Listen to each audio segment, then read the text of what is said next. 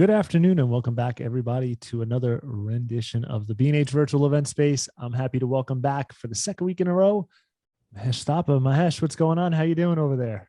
Nothing much, just happy MLK to everybody out there and everybody in the studio. It's a great day. It's a little gloomy out there in Seattle today, but I'm happy to be with you guys and with the audience. Definitely. Thank you. We're happy to have you back. It's a little gloomy over here in Brooklyn, New York as well. So don't feel bad. I know Seattle, you get a little bit of that, a little more than we do, but we're in the same boat today. So, even over there.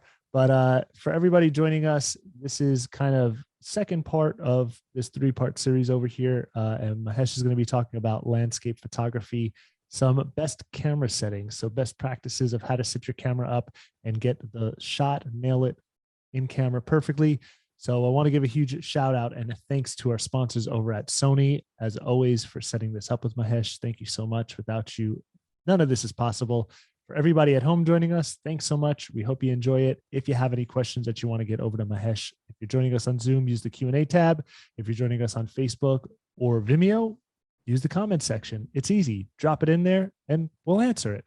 All right. So Mahesh, without further ado, thanks for being back here again. And I'll see you in a little bit. Thanks so much, Scott. Yeah, a pleasure to be here with everybody. And as Scott said, this is part 2 of the landscape photography talk. Part 1 was the best APS-C landscape lenses out there, along with the APS-C system. And today I'm going to be talking to you about, and I started saying the best settings for landscape photographer, and I sort of changed it a little bit to saying my favorite, because again, if I say the best, it just sounds very authoritative and very objective, and just we have to realize that it's still an art, so a lot of it is subjective. But hopefully I can give you reasonings behind why I choose what I choose, and that'll help you make an informed decision about whether you want to take what I say, modify what I say, or say, you know what, I understand where you're coming from, but I'd rather choose to do it differently. So it's all up to you. But hopefully you as the audience will be able to pick up something helpful, whether you are a beginner landscape photographer, intermediate, or somebody who's a little bit more advanced. The more advanced stuff is going to be presented a little later in the talk, but there may be a few tips and tricks that you are able to pick up regardless. So I'm going to do this mainly as a PowerPoint type of presentation, because I think some of the concepts are a lot easier to grasp that way. And as I'm showing these slides, I'll be talking to you behind my reasoning and why I choose what I choose. So I'm going to share my screen right now. All right. So again, like I said, landscape photography, my favorite camera settings is the topic today. Tune in next week for how, why, when, where to use filters, optical filters or physical filters, not the filters from programs. That's next week's talk. As far as disclosures, I am a Sony Alpha Collective member and Sony ambassador, and all the images that you see presented here in one form or the other were taken with a Sony system, whether they be a full frame, APS-C, or even a mobile phone. But whatever I say should be applicable to almost every camera system out there. And where it's not, I'll try to modify my talk a little bit to address some of the issues that are sort of unique to, for example, digital single lens reflexes and such. If you don't get every single thing that I'm talking about, or you want a nice summary of what I'll be talking about, recommendations I make, visit my website. I just put up a blog on my homepage. It's called, again, Landscape Photography, My Favorite Camera Settings. I think you should be getting a link in the chat section if you haven't already, and check that out. So, that way, if you don't feel like sitting to the whole video, or you want to go back to something that's not as clear, my website is the best way to do that. So when you say landscape photography, I think many different images go through your mind depending on what your area of expertise is, what your focus is. But I want to sort of focus on the very classic definition of landscape photographs. And basically, we're talking about something, one, with a very large depth of field. Yes, you can do landscapes with narrow depth of fields, fast lenses, but I'm talking about images where everything pretty much from the foreground to the background is in focus. And a situation where we have noise-free images. Noise-free images means we're shooting at very low ISO values. We have long shutter speeds. We will probably need tripods depending on the type of light we have, the effect that we're going for. Remember, even in very, very bright light, if you want maximum depth of field, you're going to have to narrow that aperture down pretty small. And when you do that, you're going to often have longer exposure times to get the proper brightness in the image. So we are talking about stuff that's almost always on a tripod. So, and then that of course reduces the noise. And that's sort of what my definition for today's talk of landscape photographs are. We always talk about, should I shoot in completely manual mode? Should I shoot in shutter speed mode? What should I shoot in mode? I say when you're starting out and you are delving into more manual features of the camera, I think it's perfectly fine to shoot in aperture priority mode. Now, manual mode is great too if you get a little bit more advanced, but even now, oftentimes I'll shoot in aperture priority mode because in landscapes, what I care the most about is my depth of field, right? And the modern sensors and the modern cameras are so well built and so good at metering and deciding stuff that I can use it as a peripheral brain. I can say, okay, let me decide what the aperture value is because I want to make sure I control the depth of field all the way from 2 feet in front of me to infinity, or 10 feet in front of me to this distance. And I want to make it as noise-free as possible, so I'm going to use the lowest possible ISO. So let the camera decide what the aperture value, what the shutter speed value should be to get me that effect. Whether it means it has a very quick shutter speed because the light is very bright, or very long shutter speed because the light is low, or we're wanting some very, very large depth of field. We're on a tripod, so it doesn't really matter what that shutter speed is, unless you're going for a very specific look where you want to freeze the water or have very silky smooth water.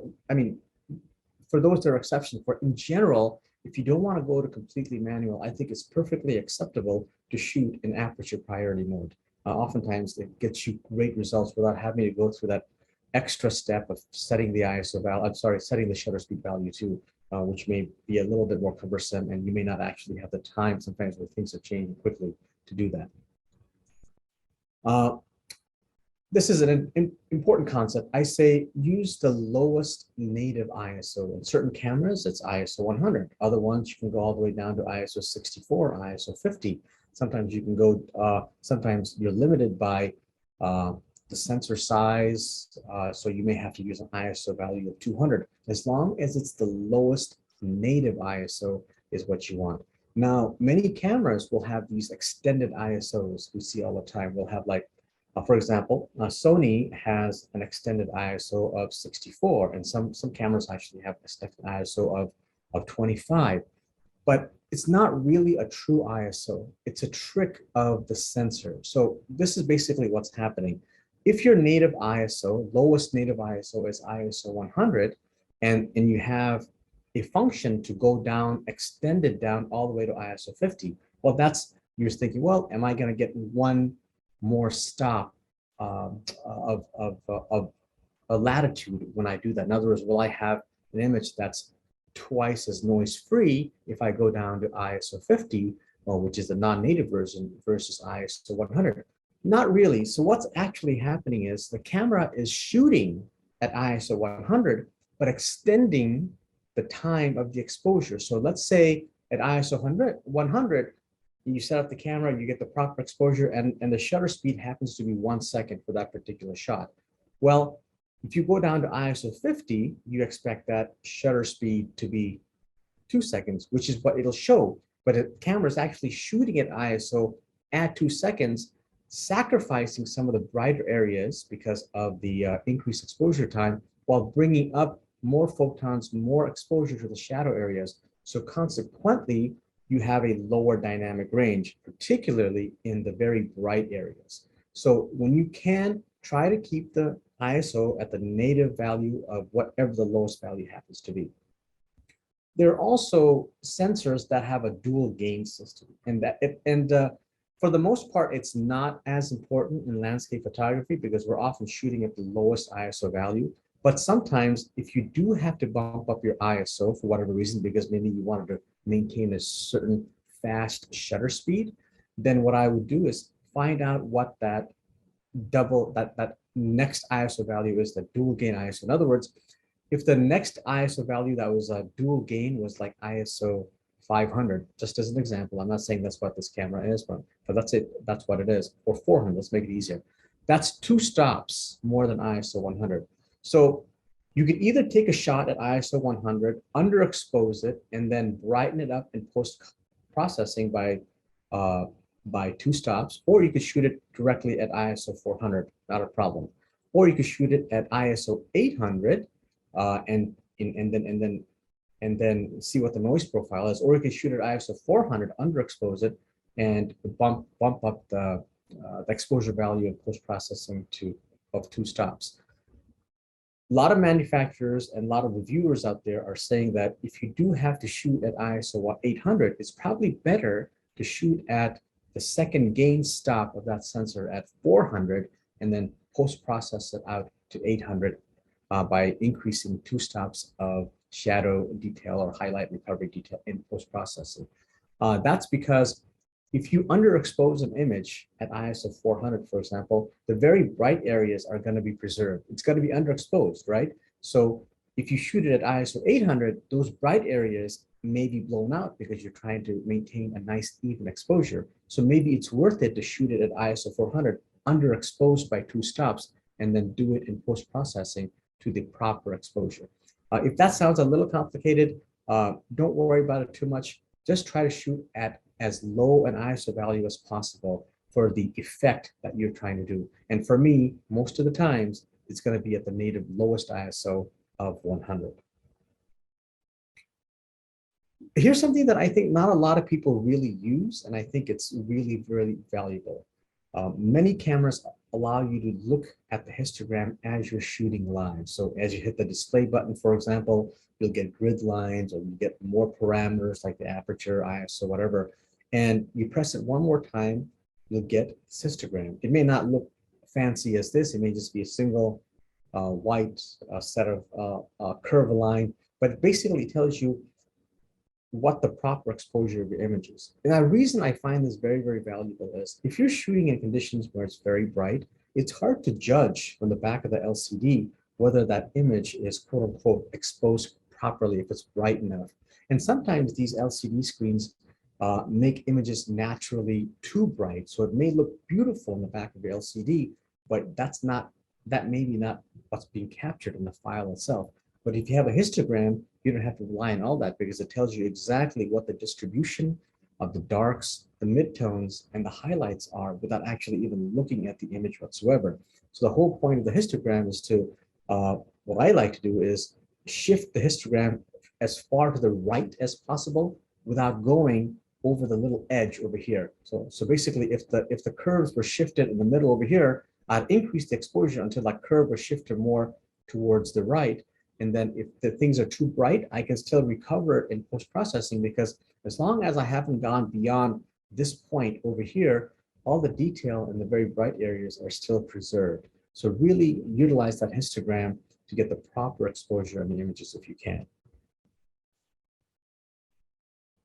Here's one thing I tell people also, particularly if you're shooting in very low light conditions or shooting in the dark, I say turn off the autofocus. The reason behind that, there's several fold. One reason is when the light gets dimmer and dimmer and the ambient light gets lower and lower, there's not much contrast, so now you don't have the sunlight to create harsh shadows or differences in brightness because now everything becomes a sort of grayish background. And a lot of times these contrasts are what's needed for the autofocus system to reliably say what's in focus and what's not. When you have low light, that contrast no longer exists. So I switched to manual focus, and a lot of these cameras, when you switch to manual focus and you start manually focusing, it automatically digitally zooms to the area that you're trying to focus in and gives you a zoomed up area so you can really see what's in focus and what's not. And once you've done that, you're set. You don't have to mess with your focus again. If you set it on autofocus, let's say you're taking multiple shots, and each time the light gets lower and lower, it may hunt for focus and it may not focus in the same area each time. So if you have to combine images for whatever reason, or if you're looking for similar compositions, you may not get that because it has not focused in the same area from shot to shot, okay? Another great place to use manual focus is when you're using filters. Oftentimes when I use very, very heavy ND filters, 10 stop, 15 stop filters, lots of grad ND filters, uh, I determine the exposure value and the focus before the filters are placed, right? Whether it's autofocus, manual focus, let's say there's enough light where you can autofocus, you get the focus. And as soon as you put the filter on and you half press the shutter, if you're on autofocus, or if you're not a back button focus, it's going to try to focus again. But because you have that heavy filter on, very dark filter, it's like you created a night scene, and that low contrast situation is not going to allow you to autofocus. It's going to hunt again. But if you get in the habit of just doing everything in manual focus, whether you have a filter in place or not, you're not going to have problems with magnification problems, misregistration, autofocus problems, because you've already focused it before the filter has come on. So that's another great situation where manual focus, I think, really, really helps.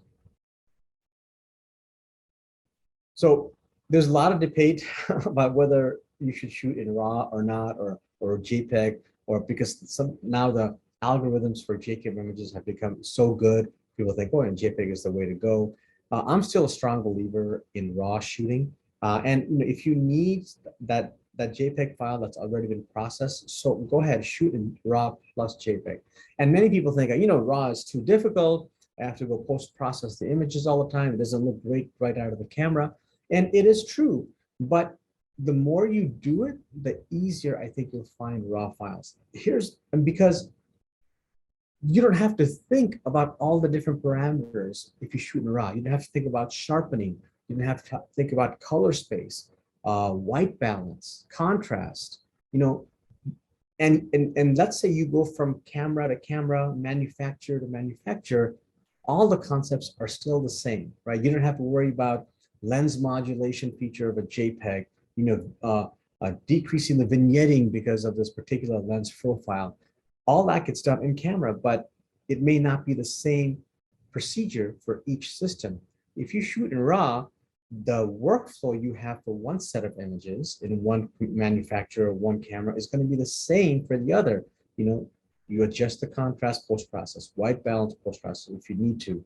And if you shoot RAW plus JPEG, you've got the JPEG image to sort of reference it, saying, okay, this is what the JPEG camera said it should look like. I can process the RAW to make it look like if I want to, or you can go a completely different route.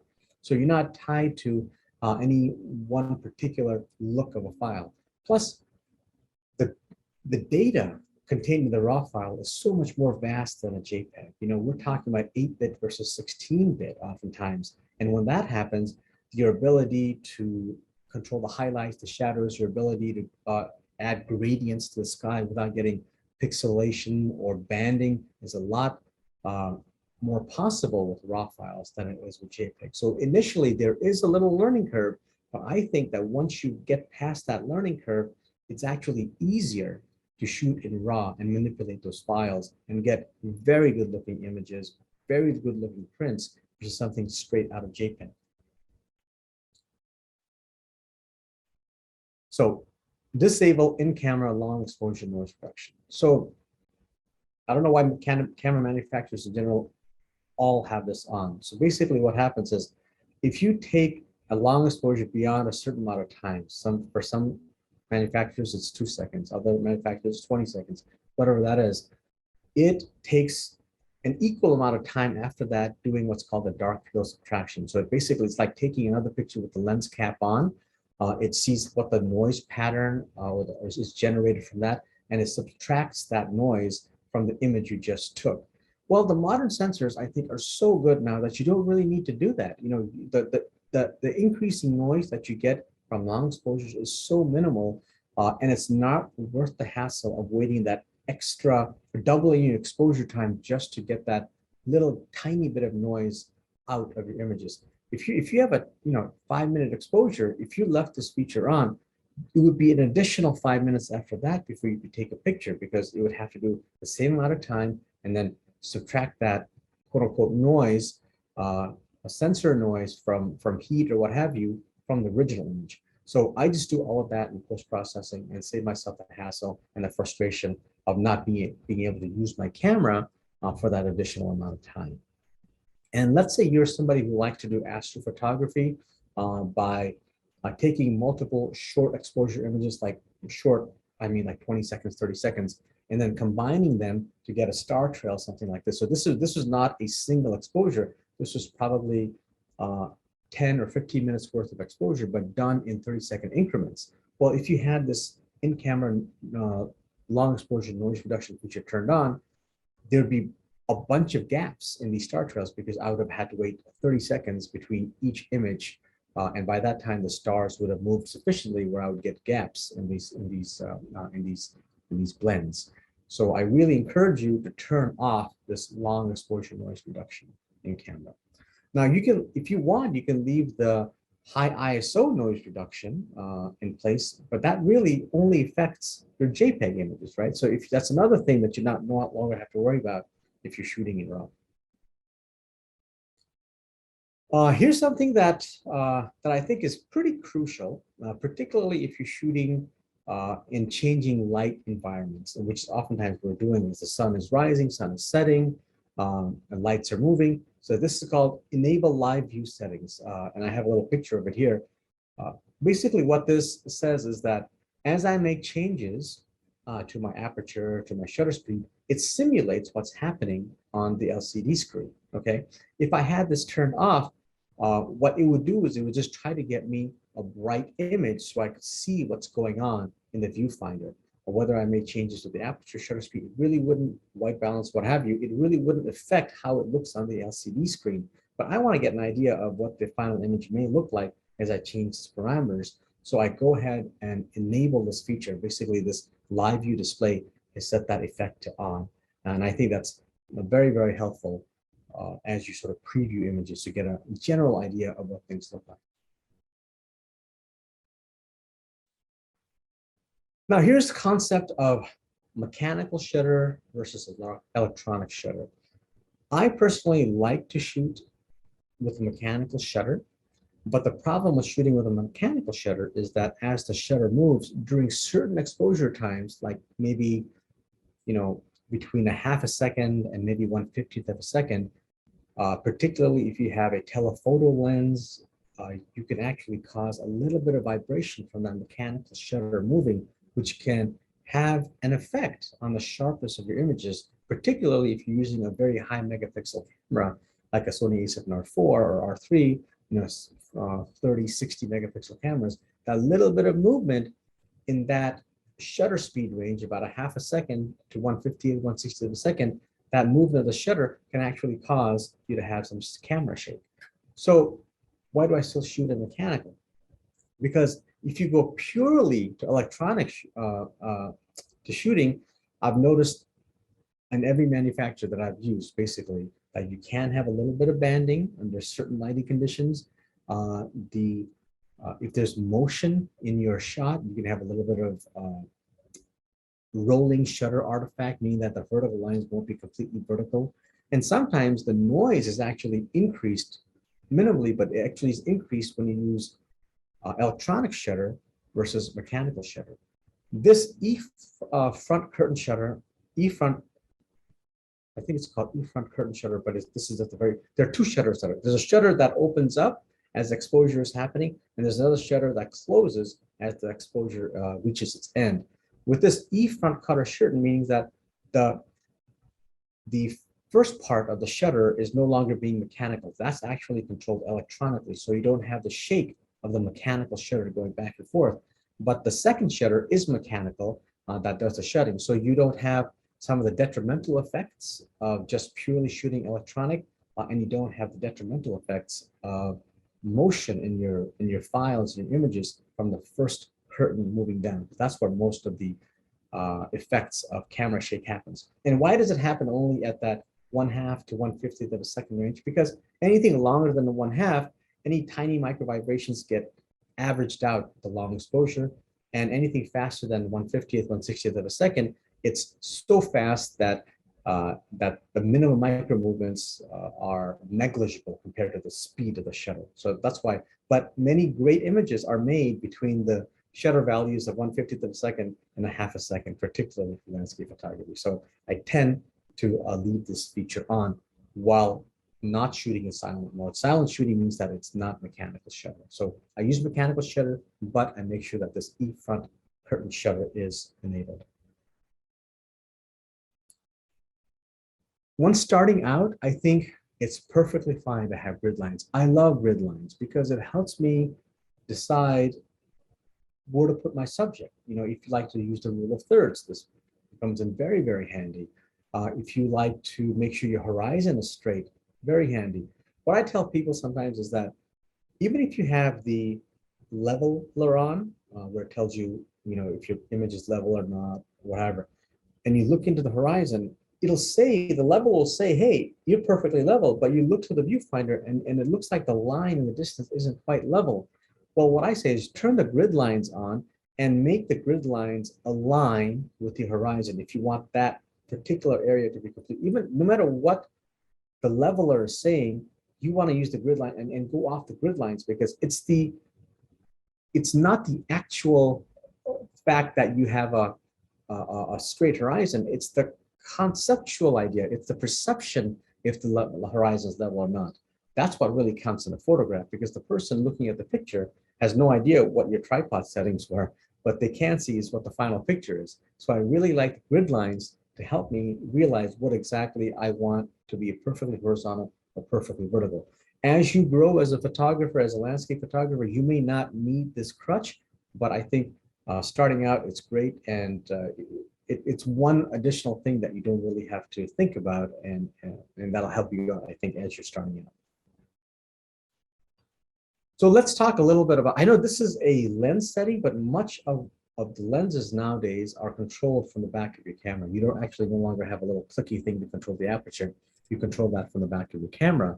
And remember, I said at the beginning of the talk, I'm really focusing on large depth of field, low noise images as the classic landscape shot. And for that, it means a narrow aperture. So whether that's f8, f11, f16, what have you. That's the typical range I shoot in. Now, if you get any narrower, even f16 is questionable. If you get any narrower than f16, f22, then you get into the problem of diffraction associated with softness. So the best way I can explain that is, I don't know how many of you guys wear glasses. I wear glasses, as you can see. And sometimes I forget to take my glasses with me or I'm too lazy to go pick up my glasses. So what I do, I squint my eyes. And the more I squint my eyes, the more things actually I can get into focus, right? So what am I doing when I'm squinting my eyes? I'm actually basically narrowing the aperture, narrowing the opening that's coming into my iris. And what does that do? It actually makes a few things in focus and increase the depth of field so more things I see are in focus. But there's an overall halo around the whole image because light is coming in such a small hole that as it comes in the hole, light is just dispersing before it hits the back of my retina. So that causes this sort of halo effect. So just like on cameras, you'll get this overall softening of an image, but more things will be in focus. That's no point. But I don't want to sacrifice that. I don't want to, for a minimal increase in depth of field, I don't want this overall softening to my image. So I try not to shoot at the very maximum apertures if I can. And what I also want you to realize is that depth of field is affected by three things, right? It's affected by the aperture, sure, but it's also affected by the focal length that you're using on your lens, and it's affected by distance from the subject matter to your camera, okay? That's why, for example, let's say you're shooting with a 500 millimeter lens. Even if you shoot that 500 millimeters at f32, you're not gonna get everything in focus because the focal length is so high. So the depth of field, stick with me a little, the depth of field is affected a lot more, by a power of 2 by the focal length than it is by the aperture. So changing the aperture has a much less effect than changing your focal length. For example, if you double the aperture, you double the depth of field. But if you double the focal length, you decrease the depth of field by a factor of 4. That's what I mean. It changes by the square of that factor. So that's why on a 15 millimeter lens, for example, even if you shot that at f4 or f5.6, everything's going to be in focus. Because the focal length of that lens is so low, right? So really, A lot of landscape photography, that's why it's done as an ultra wide angle type of photography or standard lens type of photography. You don't see very many compressed landscapes or a 500 millimeter. I mean, there are great images like that, but majority of landscape images, the classics, are done with ultra wide angle lenses because you can achieve that depth of field without having to go to such narrow apertures like f16 or f22. Certain times you want that. Let's say you want a sunburst. You have that little pinpoint light with a starburst effect, in which case you may have to go to f22, f16, in which case I take two exposures. I take an exposure at f8 to get the overall beautiful, sharp image of the landscape, and I take another image at f22 just for that point light. Then I go into Photoshop and I paint in starburst from the f22 image onto my f8 image of the landscape where everything is sharp. So that's a little trick that you can use to get these beautifully sharp landscapes and still get that starburst effect. But again, try to use narrower apertures, but not so narrow that you cause a diffraction associated softness.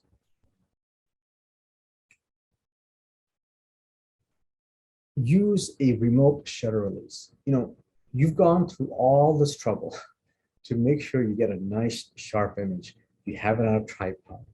You're making sure image stabilization, whether it's on or off, we'll talk about in a little bit, is set or not. Are you guys using the proper filters so that they're optically great? And then what do? You press the shutter, right? As soon as you press the camera and the shutter, you're introducing shake. If that happens, you're going to get a slightly blurry image. Or you're taking a chance that doesn't need to be taken for a blurry image. So you can either use a mechanical shutter release, or the one that directly attaches to the camera. You press the button, you take a picture. You can use an infrared remote release, where you just sort of point it to the little infrared device in front of your camera, or the back of your camera, takes the shutter. Or you can use a Bluetooth device, which I typically do with the Sony cameras, which is connected via Bluetooth, so I can be quite a bit distance away. For example, when I'm doing astrophotography, oftentimes I'll do it from the side of my car, so the camera will be outside the car in the cold, pointing to the right composition, but I'll be in the car, warm, under a blanket, pressing my remote control. That's infrared. Sorry, that's Bluetooth, so it is not dependent on the line of sight, and there's no cord extending from my remote control to the camera. So I can still keep the door closed or window closed. So I actually prefer using Bluetooth remote. And if I've forgotten my Bluetooth remote, I have my phone. So that's another advantage of a lot of these mirrorless cameras that are out there. Now you can control the shutter directly from your phone. So I really promote you using a shutter release for landscape photography, just because you just don't want to touch that camera, or you want to keep touching of the camera to a minimal once everything's set up. At the very, very least, if you don't have any of these options available to you, use the timer function. So set the timer for 2 seconds, 5 seconds, 10 seconds, depending on what the situation is. For example, if I'm using a very long telephoto lens, I want to give that system a little extra time to stop the micro vibrations of me touching the camera. So maybe I'll set that to 5 or 10 seconds versus an ultra wide angle lens. If I forgot my shutter, I just set the shutter time to about 2 seconds, because I know that there isn't enough vibrations to have a really strong effect on an ultra wide angle type of lens.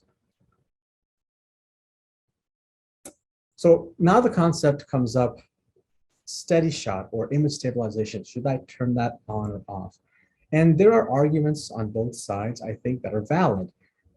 For the older cameras, I think it is perfectly valid to say, you know what, turn image stabilization off, because the camera isn't smart enough to know whether it's on a tripod or not.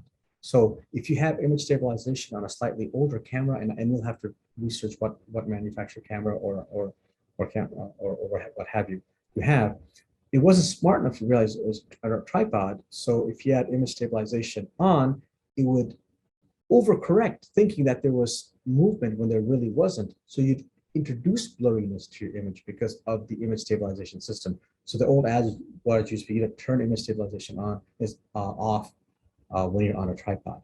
The newer cameras can actually sense that you have your camera on a tripod, so you can leave it on all the time and not have to worry about introducing extra movement or extra softness because of image stabilization. And there's another situation when you want to really have image stabilization on, and I think maybe Danny will leave a link in the chat to this particular article I wrote a couple of years ago on Alpha Universe, because I was noticing these funny things. Let me show you what I'm talking about. Here's an image, a set of images taken directly from the camera. So I was actually in the water with a very heavy tripod in the water, and some of that flow of the water was hitting the tripod, even though I actually couldn't see any micro movements or anything on the image. But this was a sort of a longish exposure shot. And I had the second shot here on the right, the zoomed up one here on the right, I have turned off image stabilization, even though it was on the tripod, because that's what I was thinking as well. I have to turn off image stabilization on my tripod. But look how blurry it is, right? This is zoomed up to about almost 200%. Here is the same image I took with the image stabilization turned on, even though it was on a tripod. So what was happening? Well, the little bit of the movement of the water was hitting up against the bottom of the tripod legs. It was causing these micro movements or micro vibrations. And given a long enough exposure, it was showing that it was manifesting by a blurry image. As opposed to image stabilization, it was able to detect these micro movements even from a little bit of waves or the stream flow, and it corrected for that, and it gave me beautifully sharp images.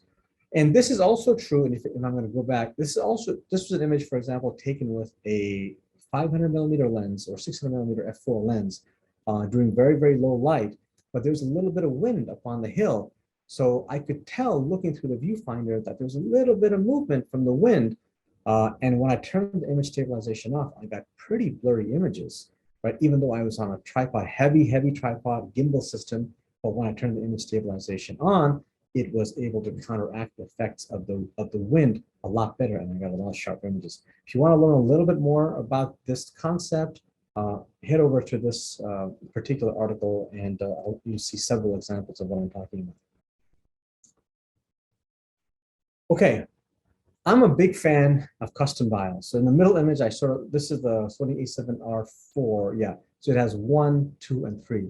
And I sort of use these two images as an example of why I really love the image, this custom setting. Basically, you can set whatever you want to these three values. So for number 1, I have that set at my most used landscape setting. So I have ISO 100. Image stabilization is on. I have a shooting in RAW or what, and all that stuff set up for number 1. So when I go to a scene, I just put on number 1 and say, okay, I'm content with the fact that everything is perfect. I may have to then increase the aperture to f11 or decrease it to 5.6, but as a baseline, I know I'm set to shoot that landscape picture, right? Oftentimes I'm on a tripod, exposure times are going to be long, and for something like this, where the light is low, it is beautiful, I could set up, I can wait for as long as I want, great. But the very next moment, or very next day, I go out with my wife and son, we're in the forest, we're hiking, and I see this beautiful moment of those two coming out of the shadow, going into the light. I want to take a shot right away, but I'm on aperture priority, long shutter speed, set for tripod. You know, if I switch directly to 2, then this is where I have my f4 setting or f2.8 setting, high shutter speed, auto ISO, so I can capture the movement very, very quickly. So this allows me to go from one to another scene without actually missing the shot. And I really, really love those cameras that have that as individual settings directly on the mode dial, because I can go from one to the other without actually having to do anything else and not have to worry about it. Okay. Now this is a little bit more advanced. Now this is for the more advanced photographer, landscape photographer. And I wonder if any of you guys out here have actually done this before. If you haven't, check this article out I wrote a couple of years ago. It's on Alpha Universe again. I think Danny will leave the link for this article. And essentially, this is what's called a raw histogram. Remember we talked about histograms a few minutes ago, a few slides ago, and I said, oh, this shows you an idea of what the proper exposure, what the exposed image is going to look like. But remember, all histograms that you see on camera are taken from the JPEG that is generated from the raw image. It's not telling you what the raw histogram is, right? So it's taking the histogram from the processed image where the contrast has been adjusted, where the saturation has been adjusted, what have you, white balance. It's not from the raw image. So in order to get as close as you can to a raw histogram, these are the steps you'll want to take. On the Sony system, actually, and I can only say this from Sony because that's all I've really used for the last decade or so, is that I actually go into the picture profile and set the gamma to HLG. It's called hybrid log gamma. Set the color mode to BT 2020. Now, this color mode, this has a much wider color gamut than sRGB or Adobe RGB or even Pro RGB. So this is a great color gamut, and it gives you a very washed out looking image. And finally, set the zebras to 100 plus. So for example, here's an image I took with these settings, and when I brought the file into the camera and into Lightroom, this is the image I got. Very washed out, almost looks overexposed in areas. But I knew, given the fact that these parameters were used, and I used my zebra settings, nothing here was actually blown out. None of the highlights were blown out, and I maximized the photons or minimized the noise coming from the very dark areas. Now I processed it to my liking here, but I had all this data, uncorrupted data, still working with. And let me just show you a little video behind what that zebra, and this is from the actual shot. Let me play this video for you. Today we're going to learn about the zebra setting. So I'm shooting on the A7R3 with my favorite lens, of course, the 16-35 f2.8G Master, and I'm at 0 compensation. And once the zebra setting is set off, as you can see, these zebra signs right here saying areas of blown out exposure. Now I'm going to adjust the compensation value until those zebras disappear. So over here, I'm going to go to maybe, let's try -2/3. And if you notice now, those zebras are no longer visible. That tells me that is the optimal exposure so that I have no blown highlights and I can get the optimal amount of light on the shadows to recover later. All right. Right. So basically people think of zebras as just for video, but in this particular situation, it's great to use for photos as well. You can have the histogram on or not in that case. You're relying more, because all you're saying is what I'm really worried about are the highlights, because the shadows I know I'm maximizing the shadow detail. I just want to make sure that I haven't gone too far above in the highlight details. Now, if you'd used a regular picture profile, the zebras would turn on a lot quicker than you would under these profiles that I talked about, because it takes into account all the different contrasts on a JPEG file. You're still using a JPEG file, but it's a much less manipulated JPEG files than any other color profile. So give that a try and see what you think. I mean, again, this is a little advanced. It won't look great at the back of your camera when you take it, but you can be rest assured by the time you take it home, you have eked out as much detail and as much of the proper exposure as you can from your file. Okay, that is all I have, and let's open it up to questions if we could. Let's do it. Let's do it. So if anybody's got any questions that they want to ask to Mahesh, please make sure to get them in. Again, for those of you who maybe joined us a little past the beginning, Zoom, you can use the Q&A tab, and then Vimeo as well as Facebook, you can use the comment section, and we'll get those questions over to Mahesh. We will start off here with Sandy. Sandy's joining us on Facebook. So, hey, Sandy, thanks for joining. Thanks for tuning in, and mention that they're a beginner and they're not sure if they have the best ball head for their tripod. Do you have any recommendations, any suggestions that maybe you can give to them, and they could do what they want after that? I have one here. This is the one I use currently. It's made by Archetype. I don't know what exactly model it is because I've had this for a few years, but here it is. It says, that's just the patent number. I don't know what it is, but it's the smallest archetype that they make. And the reason I like this particular ball head is because it has two separate, it has two separate knobs. One that controls, the ball head itself, and it has a major and minor adjustments, so fine tuning this muscle. It also has a separate knob right here where you can control just the panning aspect. So if you like to do stitch pans, that's really great for that. So I like this. And the other ball head I have, I'm actually using in another camera, is made by Really Right Stuff, and that's called the BH25. It's a single term that controls everything. So it's simplicity in itself. It doesn't have all the bells and whistles as this one does, but I've also had that for many years, never a problem. The quick release plate on that is great. So Really Right Stuff, BH25, I think, and whatever the smallest Architect ball head makes, ball head architect makes. Which you can find on B&H's website, just in case anybody was wondering, Right. if you need a place to go.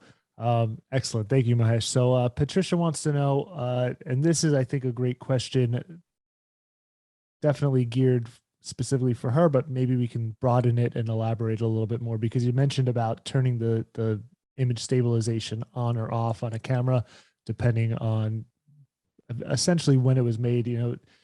Patricia specifically wants to know on the A6400 if that should be turned off, but just as a rule of thumb for everybody, is there a specific, year or kind of like cutoff point when you say like, hey, okay, this is the year when keep it on, this is the year you're good to go, do whatever you want? Unfortunately, it isn't. It's based on manufacturer. So this is the simple thing I do is I take a shot of something. I manipulate a situation where the shutter speed is like maybe 1 second. And I take an image with image stabilization on, and I take one image stabilization off. If I get a blurry shot with image stabilization on, then I know that on the tripod for those situations, I have to turn image stabilization from. I think for the A6400, you should be good, because I have the A6600, and before that I had the A6400. I think that was the last model I had before that, and I don't remember messing with the image stabilization. So, but if you're ever unsure, just do that one little experiment, and that's the best way, surefire way of knowing whether it needs to be on or not.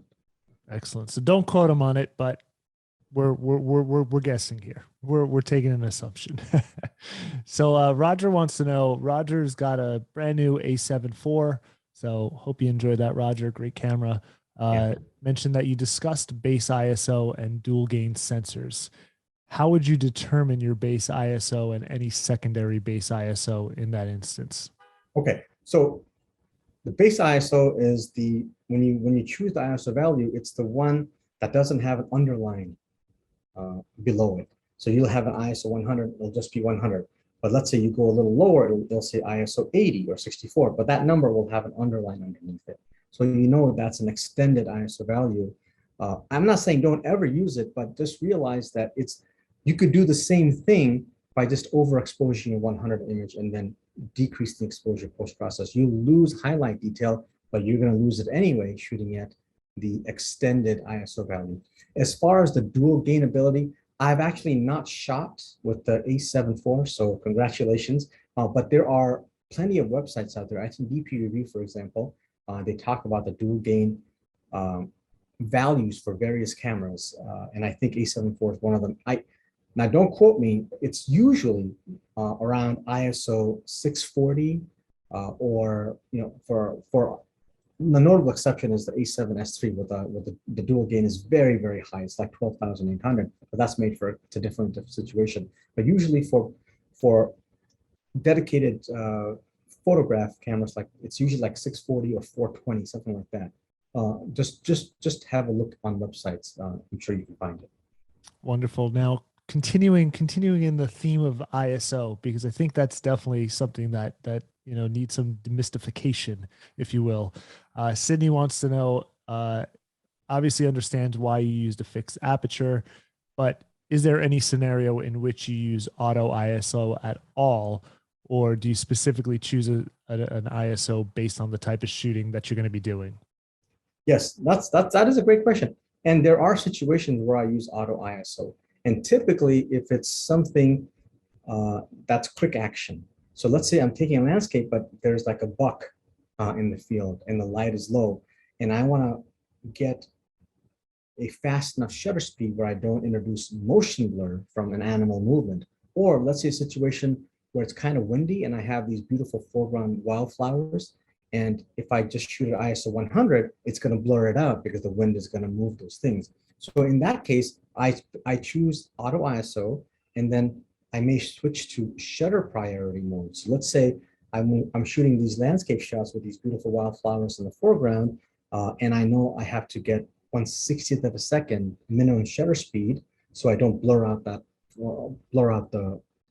flowers. In which case, I say I shut my shutter speed at 1/60th, let the camera decide, or in an aperture, and I fade because I want a certain bit bigger, and then let the camera decide what the ISO should be to maintain that shutter speed of 1/60th. That's a great example of where auto ISO would be very, very helpful. I hope that answers your question.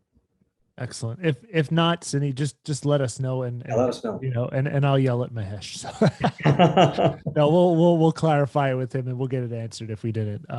So Jesse's joining us on Facebook as well, and wants to know, when we were talking about that last kind of video that you had shot where you showed the zebra and as well the custom settings that you had set up.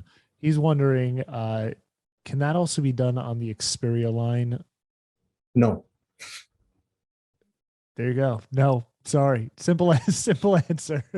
No, not at all. Okay, so moving right along. Keep it moving then. But regarding zebra, I did want to follow that up with, is that something, you know, the histogram, obviously when you're out there and you're shooting, especially landscape shots, that's something that you probably keep on, I'd say 100% of the time. But with the zebra, and you sort of alluded to this a little bit, is that something you only turn on for those specific instances, or is it something you'll leave on all the time and also utilize that as sort of a tool to help you out? Yeah. You know, as you do more of this landscape photography stuff, you'll get a feel, and you'll get used to your camera system. You'll know how much latitude you have in your sensor. For example, on a Sony A7R4, I have a lot more room in the shadows. I have three and a half stops of recoverability, if you will, in the shadows. I only have about a stop and a half, an outside chance, maybe two, of highlight recovery in the highlights. So when I first got the camera, I used to rely heavily on the zebras to tell me what exactly the edge was, you know. But now I rely exclusively on my histogram, because I can tell how, as I get closer and closer to the right edge, that I'm banking at. Am I off by a third of a stop or half a stop? Yeah, maybe. But I just find that zebras in general a little distracting for landscape, for the type of stuff I like to do. And so I actually turn the zebras up. I still use this concept of BT 2020 and hybrid log gamma, because I get a very washed out image, but I know I'm maximizing with that histogram that I'm seeing the dynamic range in the shot. And so I still do that, but I don't necessarily turn the zebras on all the time. Okay. Okay. Now, talking a little bit back again on ISO, in terms of that, is there any ISO, I should say, that you'll never touch? I know that especially nowadays, modern cameras, you can go up to like 50 quadrillion ISO. And obviously the usability on that is going to be much less than keeping it, especially if you can keep it at the native ISO. But is there a specific number at where you say, you know what, I'd rather just not even capture the image and just let it go? Well, I think it's always better to have the image than not have the image. And it's always better to have a sharp image and a grainy image versus a blurry image and a smooth image. So I would never say there's an ISO I never go above, but I've never been in a situation, because I'm mainly a nature and landscape photographer, and sometimes I do have to bump up the ISO when I do bird photography in flight, particularly when the light isn't so great, like today in Seattle. And so when I'm shooting with, for example, a 600 f4 lens and it's sort of dusk time, I may bump up ISO all the way up to 12,800, but I can't remember any situation where I have had to go above that.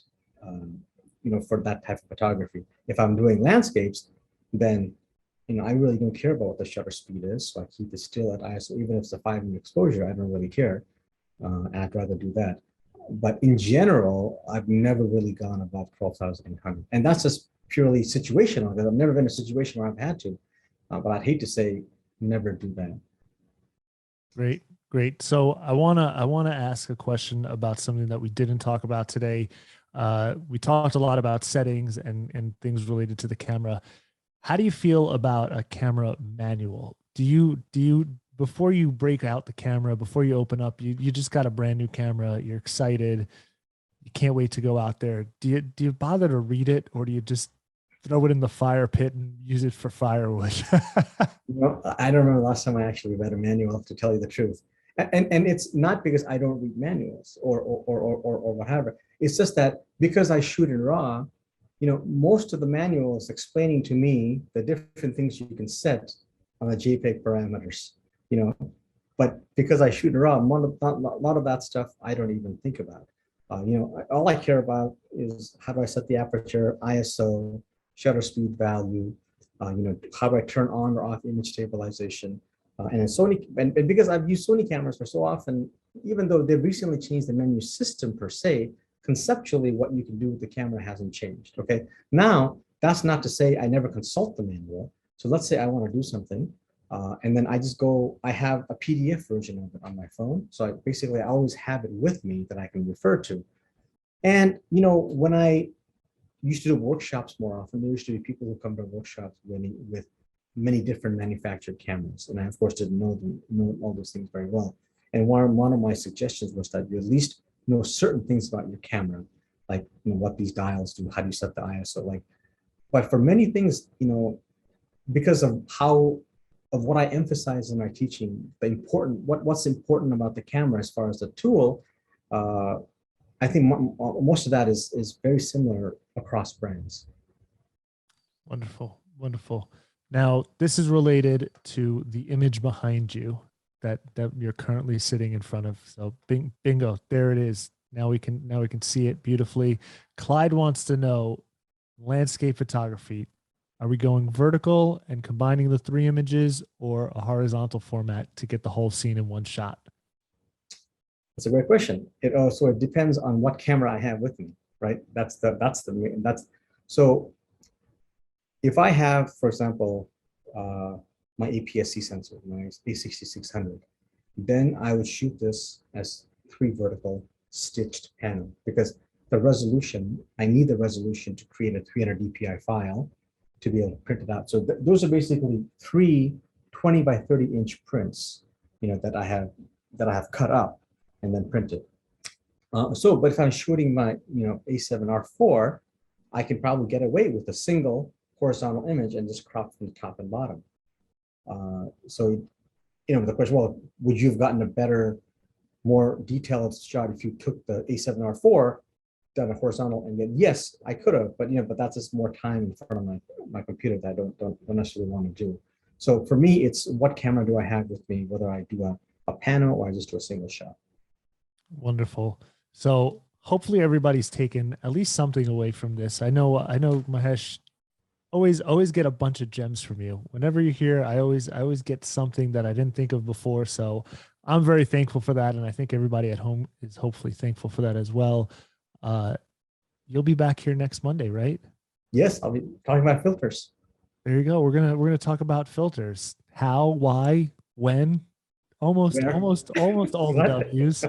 But we'll be talking a little bit about that and how they relate to landscape photography. So if you haven't already, head over to the B&H event space page, which can be found on BH Photos website. B&H Photos website. It sounds so funny to say that. You could also check us out on Instagram if you want. If you're not following us already, go check it out. BH Event Space. We're on Instagram. We're always posting all these events. So if you want to stay up to date on them, you don't want to miss out on any of them, that's how you could stay in the know and find out about them. Want to give a huge thanks to Mahesh again, as always. Thanks so much for being here, Mahesh. My pleasure. Thank you. It was great. Yep. Happy to spend MLK with you guys. We love having you here. So we'll see you back here 3 p.m. next Monday, January the 24th. And as always, a huge thanks to our sponsors over at Sony for sponsoring this event. This is another edition of the B&H Virtual Event Space. We'll catch you next time.